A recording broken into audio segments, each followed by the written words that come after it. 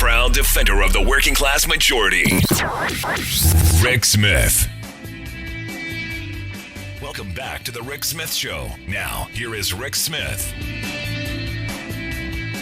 And welcome, brothers, sisters, working class heroes. This is the panel of the week, Wingnut Week in Review. All of the crazy stuff that has gone on over the past week, all of the nuttery, all of the insanity, all of the Matt Gaetz, the Trumps, just another week in America. And here to share some thoughts on the top stories of this week, our all-star panel of Sarah Burris, Rich Ojeda, and Scott Dworkin. Guys, thanks for tuning in. You're born. Hey, happy Friday. So let's start with what an interesting week of House votes this has been. And even look, some of the interesting corporate media takes. Let's start with the first one. On Tuesday, you had the House of Representatives voting 364 to 62 on the Hate Crimes Act, the Asian American and Pacific Islanders. You had 62 Republicans in the House vote for hate, and one in the Senate, Josh Hawley, say, yep, we want to go hating on those Asians. Let's start with you, Scott. Thoughts?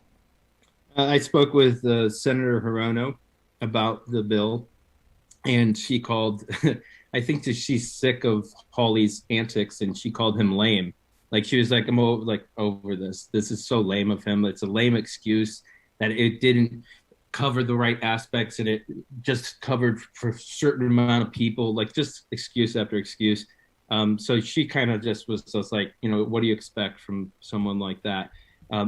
As to the excuse for the 62 Republicans who voted against it, I don't think that they know why they voted against it. They just voted against it. And it doesn't make any sense. It has no logic behind it besides they don't want to piss off the racist base. And that's all I see there. So I think it's a winning week for America in that respect, that, it's signed into law and we're good to go. I think that we have a lot of other things we need to take care of in regards to hate crimes, but this is a good start. Yeah, I know my representative, Scott Perry, here in central Pennsylvania, he was on, again, the wrong side of history, and I'm hoping at some point someone takes him out electorally, that is, in the next election. Let's go to you, Rich. Speaking of taking people out, your thoughts on this? I just think it's a bunch of cowards who are looking at this. Donald Trump, called it the China virus. He called it Kung flu. And of course, by doing that, eventually Fox News started running with it. It's hatred is what it is. And these people are too big of cowards to do what's right. And that's what we're seeing. We're seeing people in Washington, D.C. that absolutely should be doing the right thing, but won't because they're beholden to Donald Trump. And I really believe that a lot of them who voted against this was specifically doing that because, they refuse to accept the fact that Donald Trump made America hate again, and he spewed racist every time he opened his pie hole. No, I mean, some people I had email me over the week were trying to make Josh Hawley out to be this profiles in courage. He was standing up against the mob and the cancel culture and all the woke, the mayors of Wokistan. I'm going, he's the only guy in the Senate. Sarah, your thoughts? Bootlicking. Exactly. Bootlicking. Yeah, no, I agree with the guys, but I think that instead of it just being about voting for hate, I think that it doesn't matter what bill is put before Congress. I think they're going to vote against it if it's a Democratic bill. It could be a bill commemorating, Jesus Christ as our personal savior, and they would vote against it. It could be, naming apple pie the American, fruit pie, and they would just be like, oh, how dare you be against cherry pie? It would be, they would come up with a reason for literally everything. And it's just that it's coming from a Democrat. If we had any Asian Republicans, are there any Asian Republicans? I don't think there are there? Not that I know of. If they had any, presumably they would have been at the bill signing, because really the only people that were there, I saw in Politico complaining that the only people that were there were Democrats. And I was like, well, yeah, but they were all Asian. Like the people that were there weren't there because they were Democrats. They were there because it was an anti-Asian hate bill, and those are the people that were present. Like that doesn't make any sense that you would be like, oh, this isn't bipartisan. No, it was a very bipartisan bill. It's just that there are a bunch of Republicans who it doesn't matter what you try to do, they're going to vote against it. Yeah. At the end of the day, I wanted to see the headline: 63 Republicans pro-hate. That's the one I wanted to see because I'm looking at the headline of the vote for the funding for the Capitol Police, which this is one of those interesting votes. But the headline screams: "Squad vote against Capitol Police funding makes Pelosi scramble." And I'm going, what happened to the other headline, which is 209 Republicans voted against the Capitol Police? Where's that screaming headline? Let's start with you, Rich. I mean, at the end of the day, not one Republican voted for funding this, and yet they're going to focus on these handful of Democrats who I believe, had the vote been shot down, would have voted for it to let it go forward. Yeah, I mean, the squad, it shouldn't be the ones getting all the attention right here. This should be the most protected building in the world, and it absolutely should. And Capitol Police, they should have already had body cameras. Had they had body cameras on January the 6th, we probably would have known a lot more of these people and would have already found a lot of these people who participated in this riot. This is for training. It's for riot control equipment. To me, it is absolutely the right thing to do. Now, you may have a couple people that want to follow that defund the police.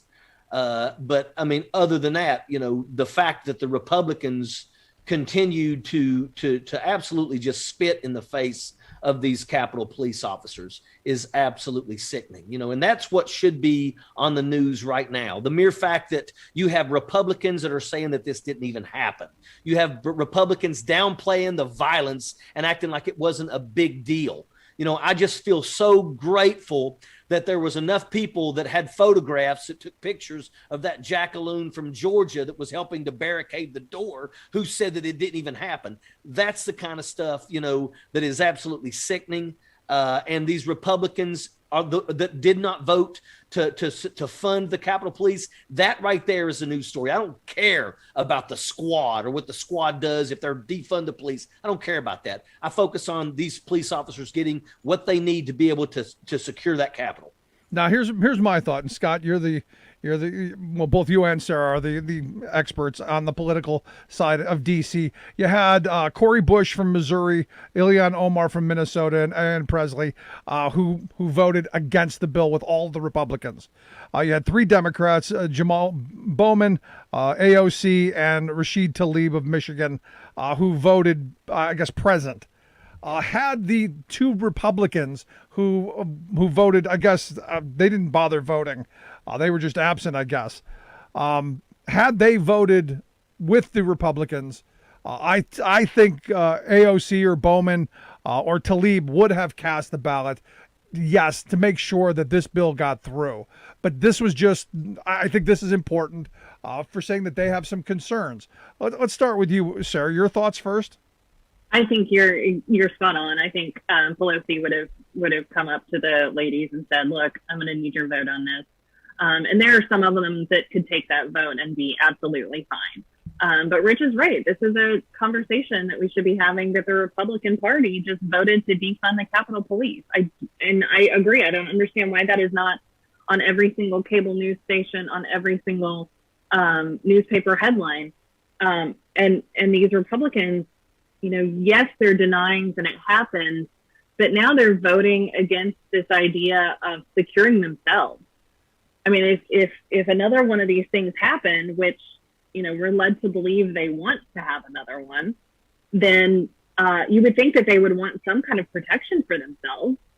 But, maybe not. Maybe they've got a death wish for themselves, or maybe they decide that they think that they can open fire on somebody and a crowd of 500 people, and somehow their little bitty gun clip could make them, scare everybody away. Yeah, Rambo Bobert. There she is. Yeah, gun crazy Barbie. Scott, your thoughts? It is what it is. Is that what they used to say? I mean, it's it just they don't. It's the same thing that Richard was just saying. Like, they don't want to admit that it was real, and if they vote for it, then it's real. If they vote for the AAPI bill, then hate crimes against Asians exist, and that stems from Donald, right? And that stems from them supporting them. So the same thing with, if you need funding, that means that they weren't funded.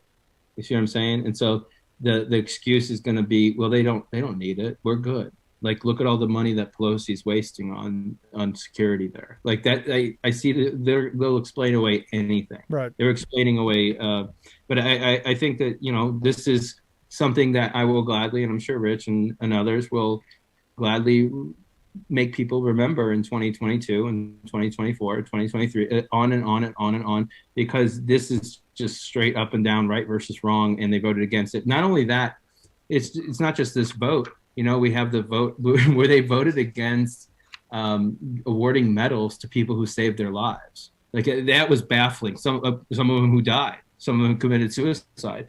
And so, and the craziest thing about it is, they even voted against, obviously, the special committee to put together. And I'm sitting there, I'm like, well, okay, my one question is, if Ashley Babbitt is a martyr to y'all in any sort, then why wouldn't you want to investigate her death? Oh, well, we know everything we need to know about that. And it's like, no, we don't. Like, the families deserve justice. The families, you have to, what are you going to say to Officer Sicknick's family and the officers who committed suicide and the hundreds of officers who got injured that day and are never going to return back to work?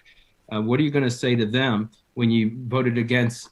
This is one of the routes of preventing it from ever happening again, is getting that funding. If we don't have that funding, then it's just for nothing, Yeah. And we need to get them money right now. Yeah. Now, you brought up the January 6th commission vote this week, 252 to 175. Again, the majority of Republicans, 175 of them, voted against. You had 35 Republicans who voted for the January 6th commission. Donald Trump went on the record of calling them wayward House Republicans.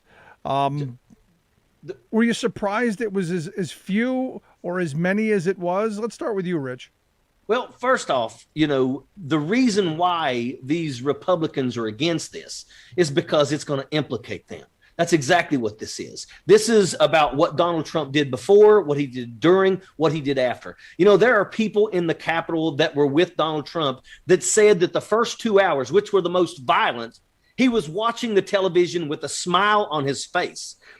That's the reason. These Republicans are cowards, and they're going to continue voting against these things because they know that the January 6th commission is not about the people that attacked the Capitol. That's already going on. People have already been charged. Some of them have already been sentenced. This is about the actions of the people that gave the tours the day before to find out what happened. What was the conversation that they had? Who messed with those panic buttons? What did Donald Trump do to cultivate this crowd? What were the speeches that were given that fired these people up? They pointed the people in towards the Capitol and squeezed the trigger.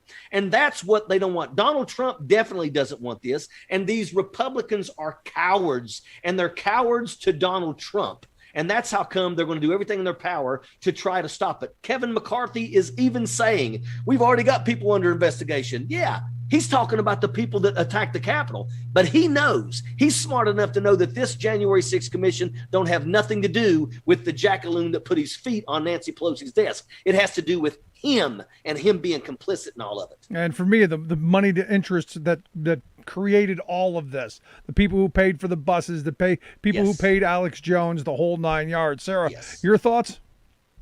Yeah, I agree. This is something that, I would say too, if you haven't read the letter from the Capitol Police talking about this vote, that is the most incredible letter I have ever read. It calls them out in a way that I don't think anybody else could, where they were just like, the reason that you guys were not terrified on that day is because we were standing between you and them. We saved your ass. We fought back against these people to make sure that you were protected, and now you're abandoning us. And it's one of the things that you hear. So my father used to be a firefighter, and before he retired, and I remember him saying that when we were going for a PAC meeting for the Firefighters Association, he was just like, I think the most important thing that you can say is we've got your backs. We've got your backs on healthcare. We've got your backs on your pensions. We've got your backs on everything. And I think in this instance, it's the same thing where they expect Congress, the people who are paying their salary, to have their backs too. And they clearly didn't, and they still don't, and they don't care. And it just, for all of these people who wave these blue line flags and who, sing the national anthem in jail and do the Pledge of Allegiance, and then, they celebrate defunding the Capitol Police, and this is where we are now. This is who Congress is. It's disgusting. No, I'm right there with you, Scott. You want to chime in? Yeah, I mean, I'd say the January 6th Commission, if they have a choice to make, and it's just a bad outcome for them no matter what, because there's only two choices to make. Yeah. Now, let me ask you this real quick, because we're going to go to a break here in a minute. Did the Democrats wait too long to do this? Did they give them the opportunity to change the narrative and rewrite history? Shouldn't this have been done a couple of months ago? No, we couldn't have. We just couldn't have. We didn't have the manpower. We didn't have enough people. We weren't organized enough. No, it couldn't have happened. If they tried, I also think that I think this is short, because for 9/11 it took 14 months. So this is a short period of time for Congress. To be honest, I've pushed as hard as I can. Rich and everybody else here has pushed as hard as they can. But yeah, I think this is short for Congress. Now, the talk is they're going to end, the end of the year is when the commission will end, right? So you're talking about a truncated a commission. How much work can they do in that short period of time? If there is such crap. If there is a commission, if it's not a commission, then that is the worst decision that they've ever made, because I promise you we'll have a select committee set up, just like Kurt Bardell was talking about, just like Benghazi. And I'll tell you what, you don't want that. You don't want that if you're a Republican and you're an accomplice. Now, aren't they saying that just because the Senate voted against it, that the House can still run a January 6th commission with just in the House? Don't tell anybody that, though. Fair point. But that's correct. Yeah. And we'll see how this plays out. It could be another I guess a little payback on the Benghazi. I'm going to take a quick break. When we come back, I'm going to talk a little bit about Rudy. 18 devices they captured. Right back with this. Stick around. You're listening to The Rick Smith Show. We're working people. Come to talk.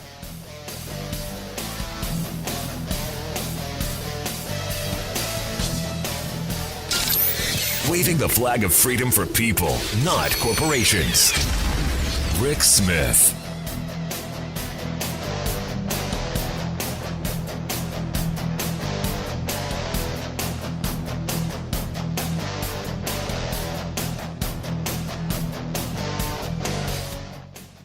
I'm Rick Smith, and this is Labor History in 2.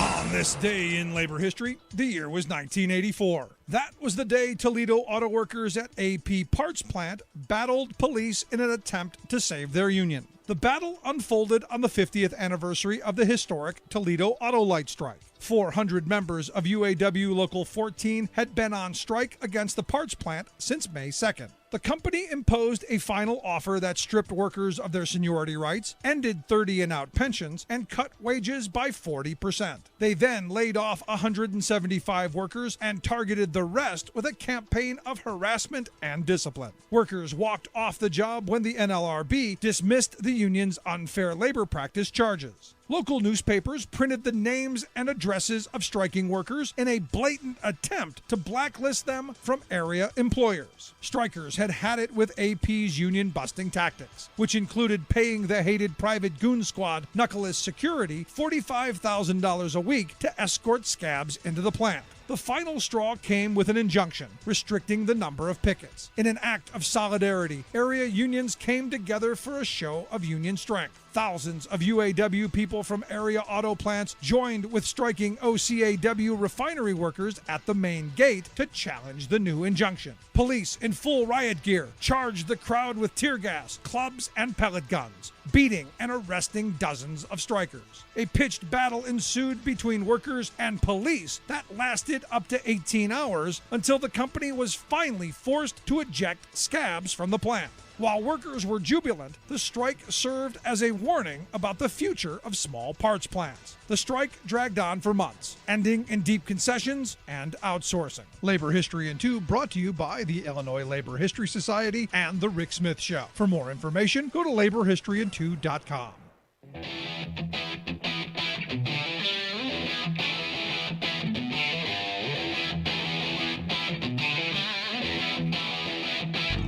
Welcome back to the Rick Smith Show. Now, here is Rick Smith.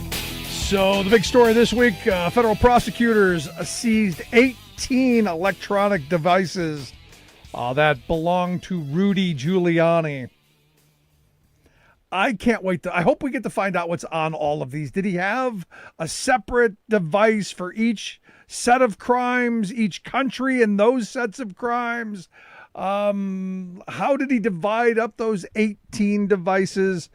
Going to be interesting to see how this plays out.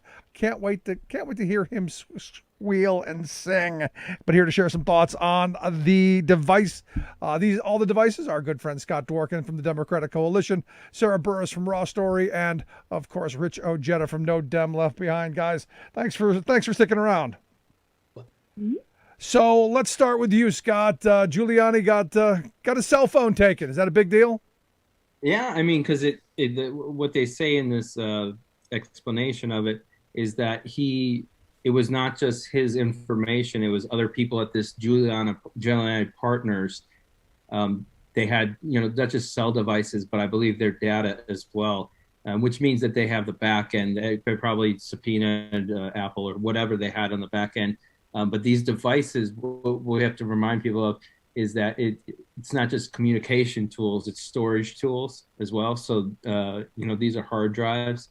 And I'll tell you, when you're looking for crimes, you're probably going to find it if it's in Giuliani's office. But yeah, it's very dangerous. I mean, you could be talking about a former client or someone he was representing. It could be Donald's not cell phone, but it could be Donald's kind of like his private cell phone that he used with Donald. I mean, this guy is sitting down. He was obviously on Borat. He got caught up in that, and then he was butt dialing reporters and having conversations about illegal things. It just the guy's turned into an oaf. He's a joke, and I remember I met him in 2001, a month after 9/11 at Carmine's in Little Italy in New York City.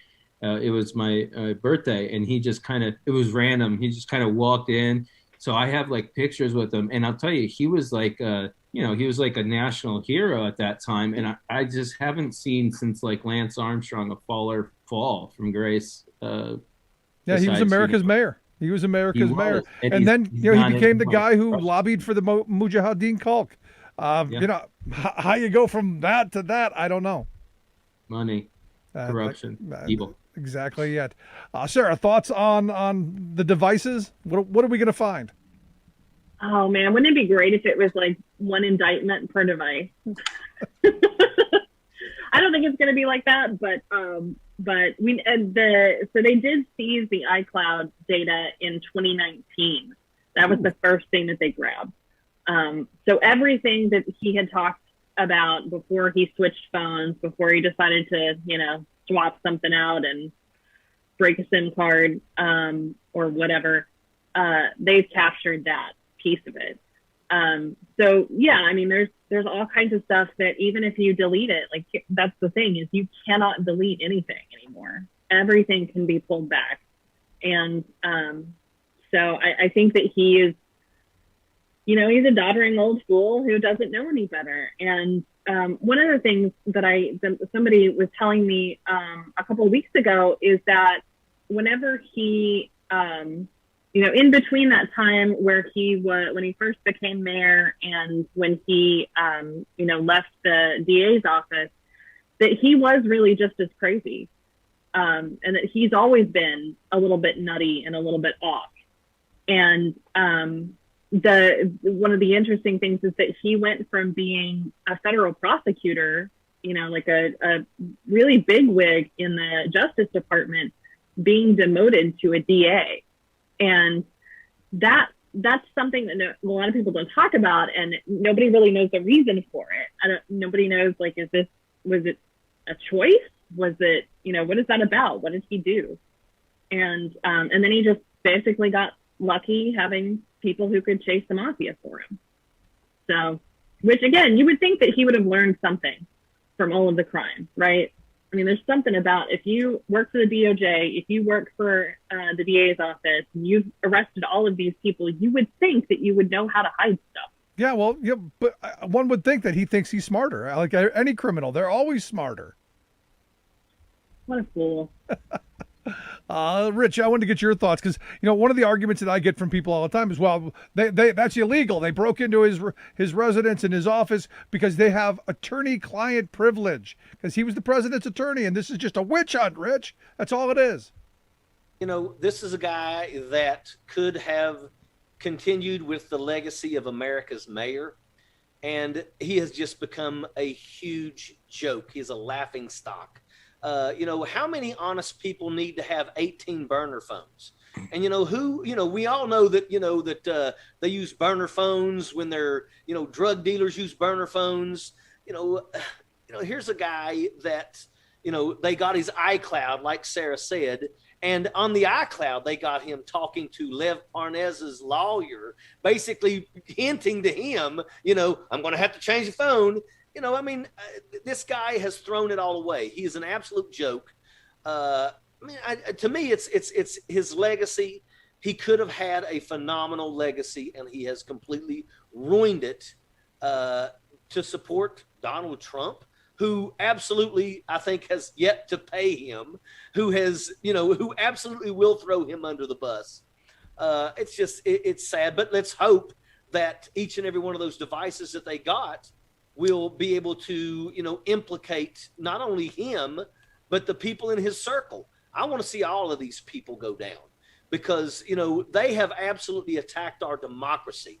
And the stunts in reference to the election, for them to sit and claim, that the voting machines were rigged.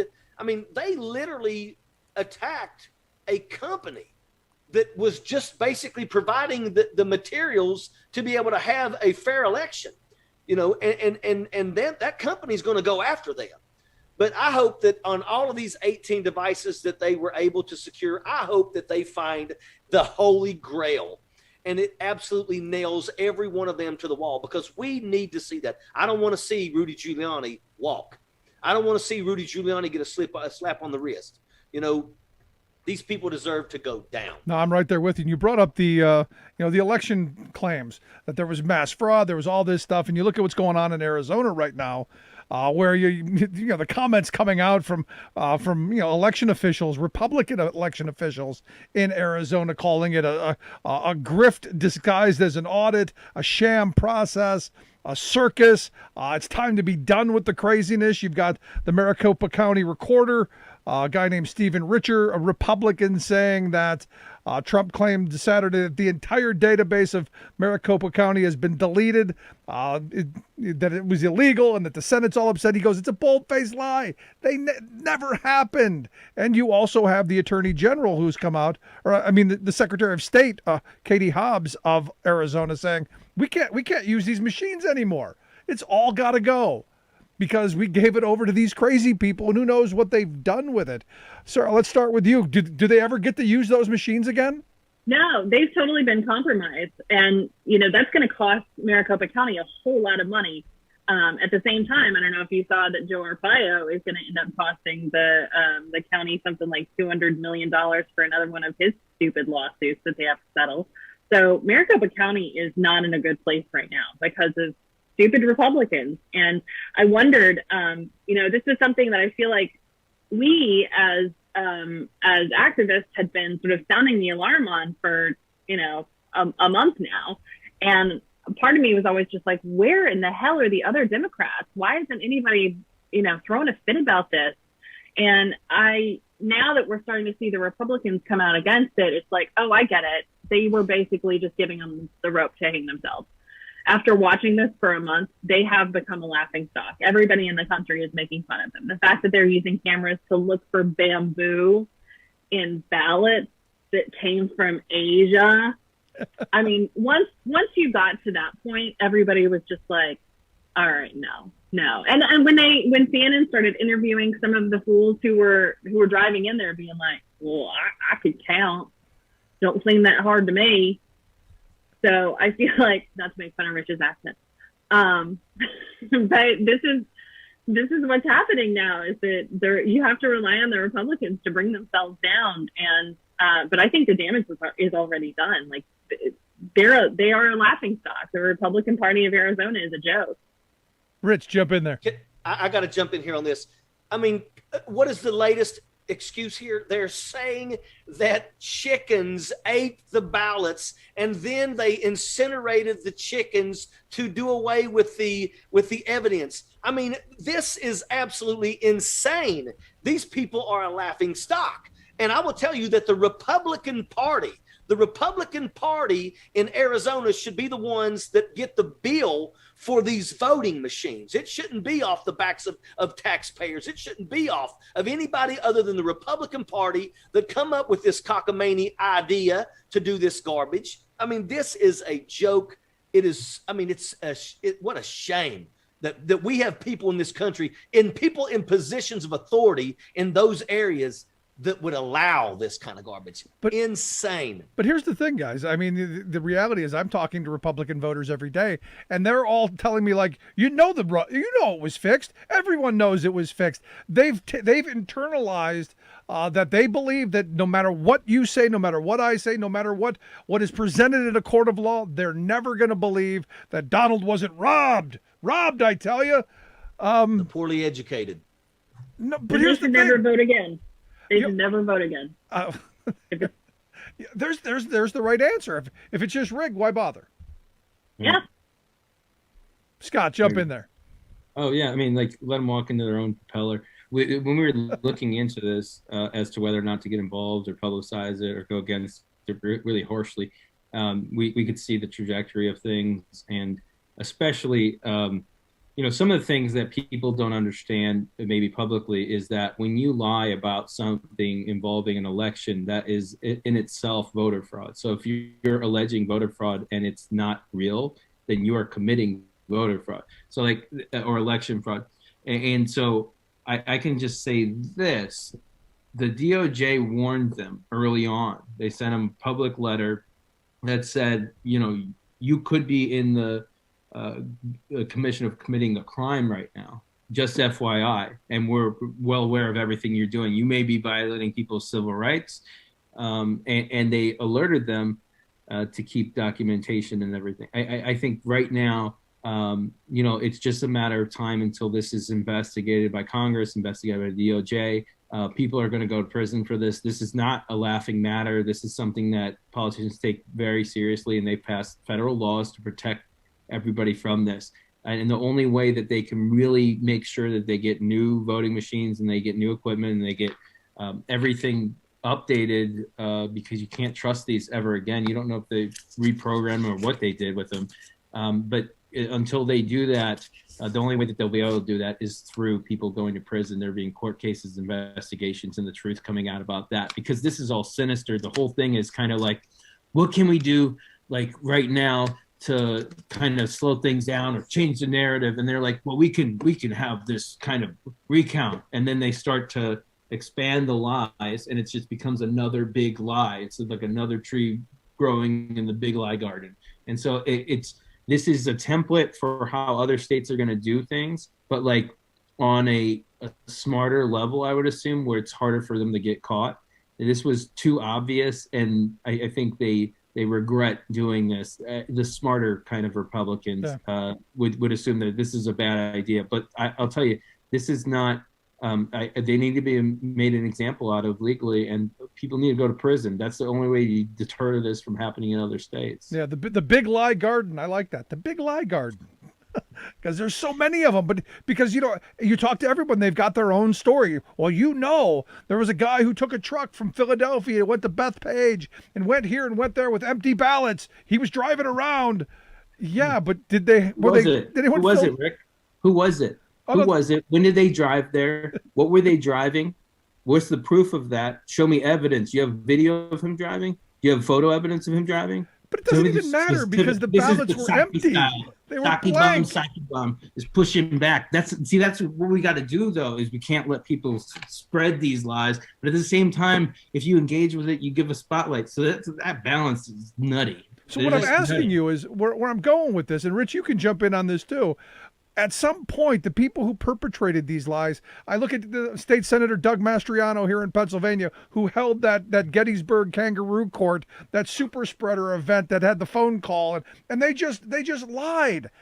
Didn't bother taking any of that kangaroo court stuff into a court of law. Is there a way to hold those people who knowingly perpetrated the big lie accountable? Well, I tell you, when we were listening to Rudy Giuliani and his crack team that he had, and they were basically on the news talking about all this theft and fraud and all that, what people have to understand, especially the average citizens out here that are watching this, and a lot of them are the ones that are falling for this. You have to be able to explain to them that Rudy Giuliani went into court over 60 times.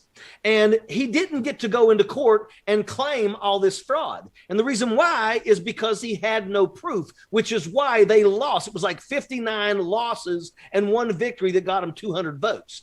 But at the end of the day, when it went into a court of law, he was not able to spew that stuff because a judge would shut him down in a heartbeat. And that's the way this is. So all these people screaming all this stuff, okay, fine. Then where's your proof? Then go ahead and take it to court. Because you can't just sit and scream that somebody drove a truck with a bunch of ballots. Go to court with it. Because if you don't have the evidence, the court's going to shut the door in your face. Yeah, I'm right there with you. Now, CBS News and YouGov had a poll this last week that showed 33% of Republicans believe Joe Biden is the legitimate winner of the 2020 presidential election. 67% of Republicans do not believe Biden is the legitimate winner. And when they also went to ask the question, what should Republicans do? What strategy? Only 53% said we should do messaging on policy and ideas, while 47% of Republicans said, nope, we got to go change the rules of voting. We got to suppress people's rights to vote. I see this as predictable because they don't have any ideas. They don't have any policy. But it's kind of scary when you've got 2/3 of Republican voters who have bought the big lie. I think it's perfect. Because you have to look at the numbers on that. How many, if it's like, what was it, 67%? First of all, that's 3 points down from where it was 2 months ago, which was at 70%. 67% of a party that is shrinking so quickly that you can't get elected from that. I mean, obviously look at Donald Trump, he lost, but if you've got 67% of your party and the entire Democratic Party and all of the independents who think that you're crazy, I mean, you can't win an election on that. And you can't win an election on voter fraud and voter suppression. And, one of the things that they've talked about in Florida is that a lot of these voter suppression laws are going to hit Republicans really hard, which is what we talked about happening with the, saying that the vote by mail was bad because Republicans had spent so many years trying to get Floridians to vote by mail. And so, I mean, this is all sort of, they're leading themselves, they're throwing themselves into a well, they're throwing themselves up a cliff. They're doing like every possible thing that they can do to screw themselves up. And, if nobody thinks that they should talk about policy anymore and the American people are like, I need, roads fixed, I need jobs, I need, and Biden is able to deliver these things. And I think Democrats are going to be good for the election. Scott, last word. I mean, I'd say that there's going to be some people who never believe reality ever again. And that's something that, we'll have to just move past as a country, because I'm over dealing with this. There's people dying. We're dealing with real work. And let's focus on the real work. There you go. Leave the fives alone. Let them go. Let those who are damaged move along. Let's take a quick break. Stick around. I got some stuff on the other side about the defendants in the insurrection. I want to get some thoughts on that. We're going to take a quick break. Right back with our all-star panel of Sarah Burris, Scott Dworkin, and Rich Ojeda. Right back after this. Stick around.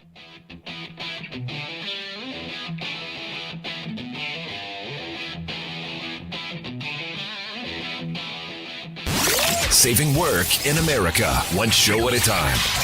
The Rick Smith Show.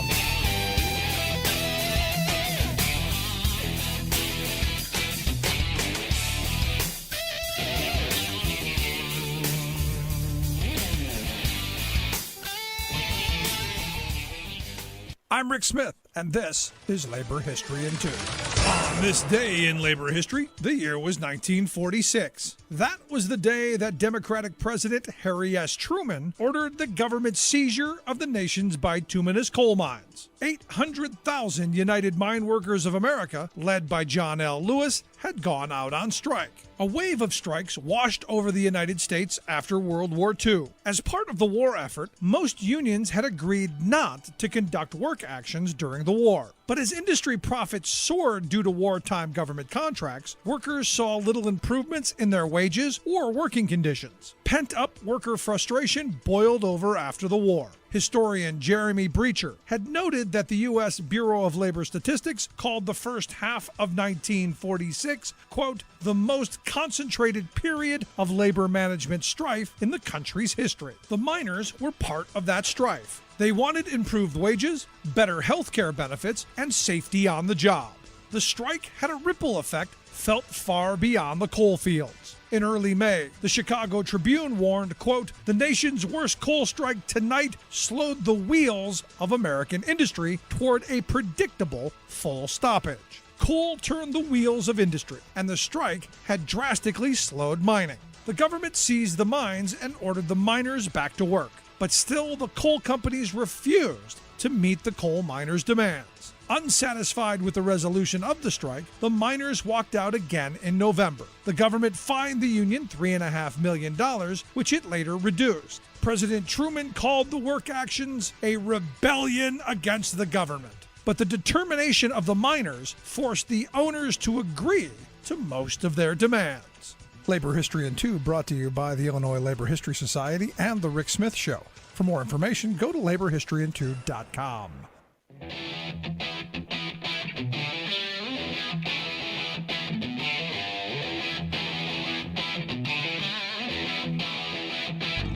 Welcome back to the Rick Smith Show. Now, here is Rick Smith. So while I have been very kind of down over the fact that the Republican Party is so off their rocker, when only a third of Republican voters believe Joe Biden is the legitimate president, and 2/3 go, no, it was stolen. We don't believe it. And you have a Republican Party who votes for hate, who claims to love the police, but yet votes against funding them. It's crazy. They were under attack, and they don't want to know who led the attack because they know. While that's all depressing to me and all angering and sad and all that, the fun part of all it is watching these idiots who have been arrested, or just the craziness. And again, one of my favorite ones this week was the guy who evidently thought it was a good idea while out on bail to go mountain lion hunting, and then killed the mountain lion and took a picture with it. Again, showing himself breaking the law, while he wasn't even supposed to have a gun because he was convicted of armed robbery years ago.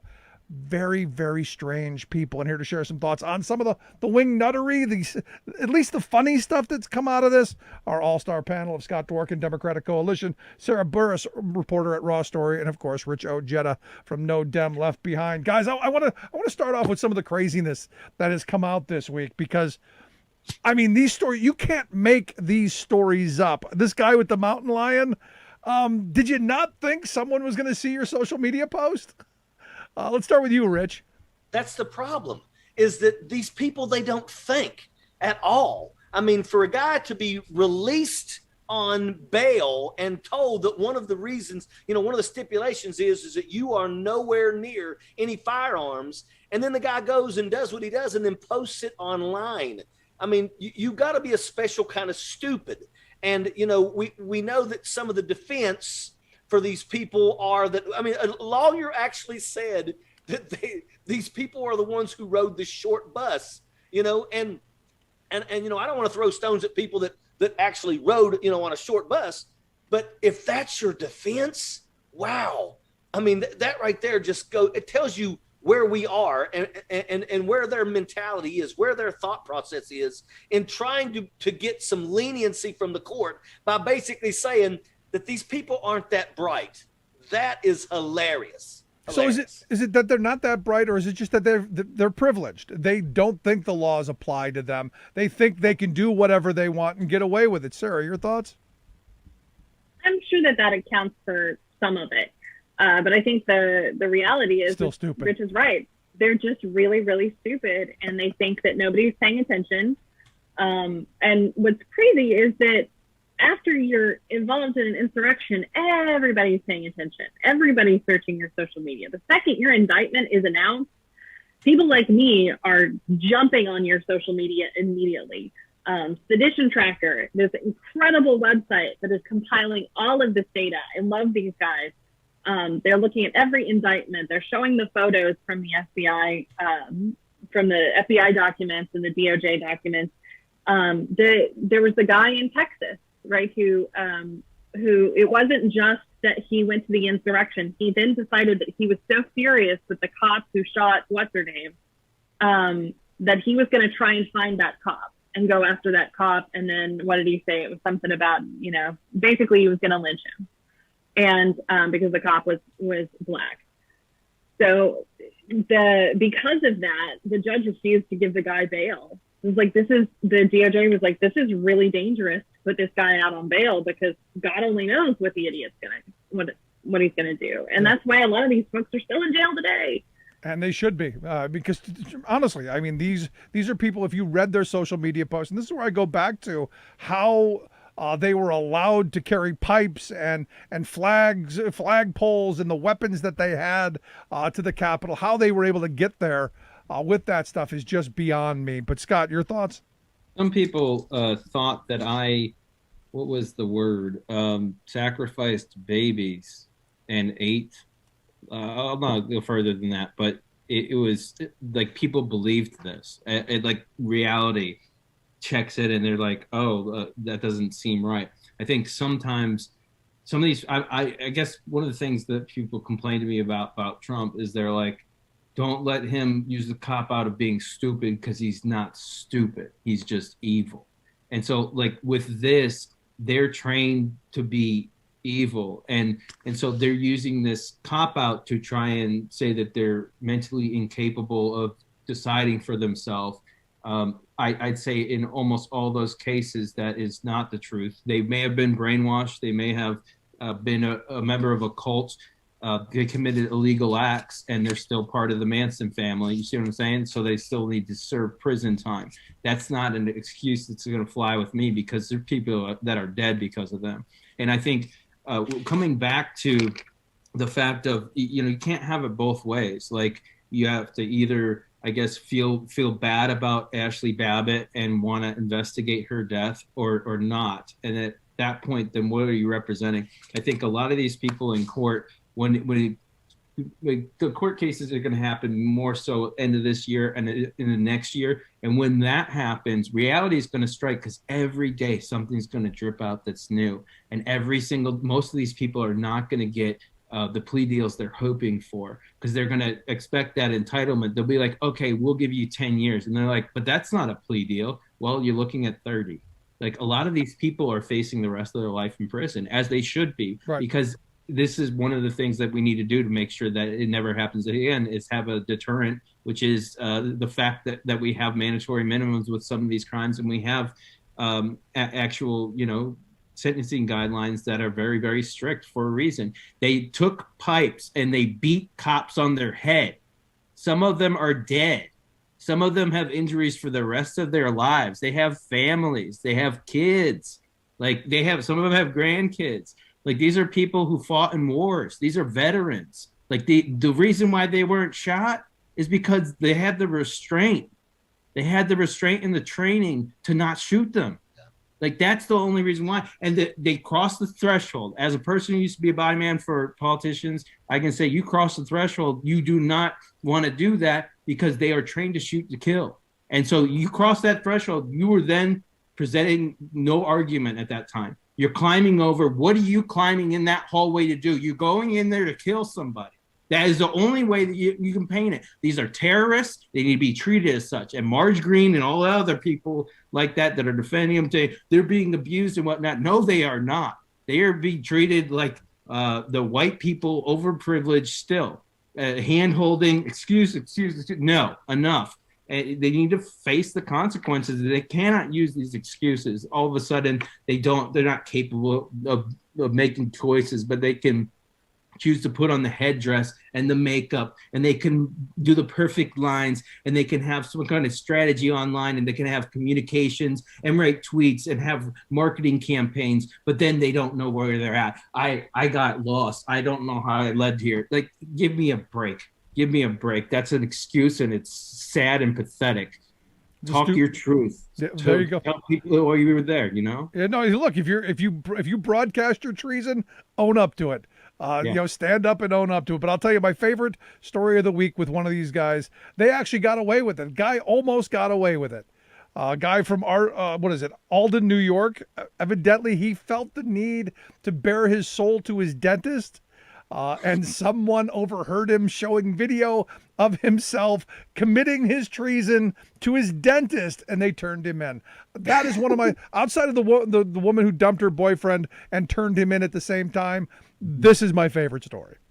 Now, Rick, you got to understand, though. Rick, you have to understand, Rick. Remember, there was one case where the FBI showed up at the guy's house, knocked on the door, and the guy opened the door wearing a "I was there on January the 6th" T-shirt. That right there, that takes the cake.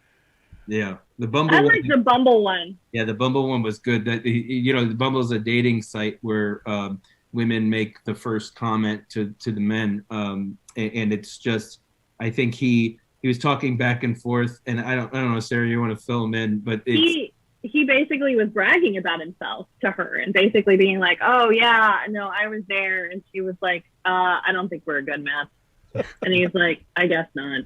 Found out the FBI, and then she called the FBI on him. So not only did he not get the date, he got arrested. Right, he didn't get any. He's getting a date, all right. It's coming soon. Yeah, it's gonna be a dude named Sam, and he reads a lot of romance novels. Not touching that one. I wanted to get your guys' thoughts on this. I don't know if you saw, CNBC had a story this week that grabbed my attention. They were talking about this group. The name of the group is Research Committee, Consumers Research. They're evidently all upset about woke capitalism. Which is now my new favorite line, because now there's woke capitalism, because they're angry at Coke, American Airlines, and Nike for coming out and saying that people should have the right to vote. So what they're going to do is they're going to spend $1 million on ads going after those CEOs. And thanks to CNBC's story, they're going to do their ads on CNBC, which just seems kind of like, I don't know, some kind of ethical journalistic line that you shouldn't cross. Sir, I want to start with you. It is an ethical. It is an ethical line. The same thing I saw. There was a story on the Hill this week, and I can't stand the Hill because I know that they're conservative behind the editorial. But the Hill did had their morning thing sponsored by Facebook. Right, it's that same kind of thing where you're reporting on things that people are giving you money for, and that's not appropriate. It's not okay.